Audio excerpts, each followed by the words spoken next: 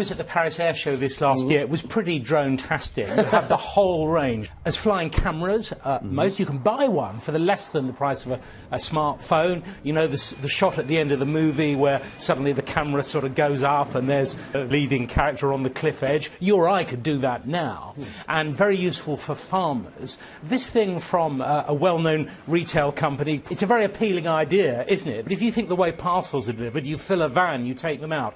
Delivering a parcel even 10 miles to one address, I don't necessarily see the economics of that might stack up. You might have to pay a premium for it. But more practically, I mean, you mentioned the regulations in Europe. It simply wouldn't be legal to do this at the moment.